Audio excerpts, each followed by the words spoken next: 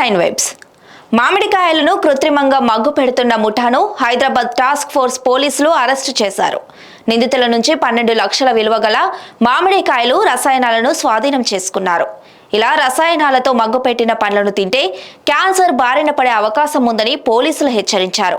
అమ్మకందారులు చట్టవిరుద్ధంగా రసాయనాలతో పండ్లను మగ్గుపెడితే కఠినమైన చర్యలు తప్పవని task force DCP Rashmi Perumal హెచ్చరించారు.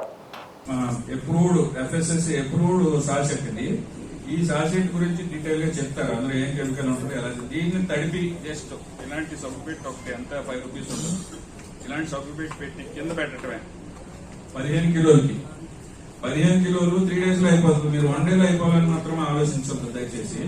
15 కిలోలు 3 days లో ఆరాంగా ఉంటుంది, ప్రజల హెల్త్ ఆరోగ్యం బాగుంటుంది.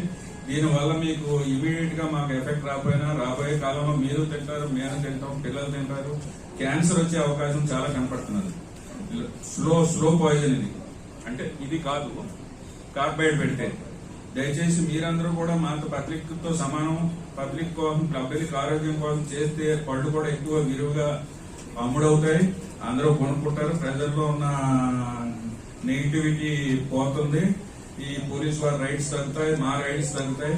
దయచేసి ఆ కోణంలో ఆలోచించండి. సో కాల్షియం కార్బైడ్ అనేది ఎందుకు బ్యాన్ చేశారు అన్నది ఇక్కడ ఎక్స్ప్లెయిన్ చేశానండి. మెయిన్ గా ఫస్ట్ వచ్చేసి కన్స్యూమర్స్ కి ఎంత లాసో కాల్షియం కార్బైడ్ ఎవరైతే వాడుతున్నారో, ట్రేడర్స్, ఫ్రూట్ హ్యాండ్లర్స్ ఎవరైతే వాడుతున్నారో వాళ్ళకు కూడా అంతే harmful. Skin burn, skin irritations, inflammation, తర్వాత లంగ్ ఇరిటేషన్. ఇన్హేల్డ్ కొంచెం ఆ ఫ్యూమ్స్, పౌడర్ ఫ్యూమ్ వచ్చిందంటే వెంటనే లంగ్ ఇరిటేషన్ స్టార్ట్ అవుతుంది. And heavy metal poisoning. అయితే ఈ కాల్షియం కార్బైడ్ ఏదైతే ఉందో అది వచ్చేసి మనకు ప్యూరిటీ ఉండదండి, ఇండస్ట్రియల్ గ్రేడ్ కాదు కాబట్టి దాని ప్యూరిటీ ఉండదు. అది కొంచెం ఆర్సనిక్ కెమికల్ తోటి కొంచెం కలిపి ఉండదు అనమాట. సో ఆర్సనిక్ ఏది heavy metal, so heavy metal poisoning అవుతుంది. తర్వాత వచ్చేసి neurological issues with hypoxia. Hypoxia అంటే ఏంటి, మన కోవిడ్ టైంలో ఏదైతే హైపాక్సియా అన్నారు కదా, గాలి ఆడకపోవడం.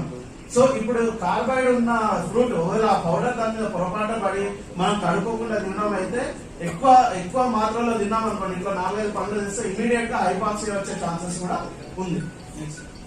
సో కాల్షియం కార్బైడ్ అనేది ఎట్లా పనిచేస్తారంటే, ఇప్పుడు మేమైతే ఇథిఫామ్ ఏదైతే చెప్పామో దీన్ని వర్కింగ్ ఫార్ములా సేమ్ ఉండదండి.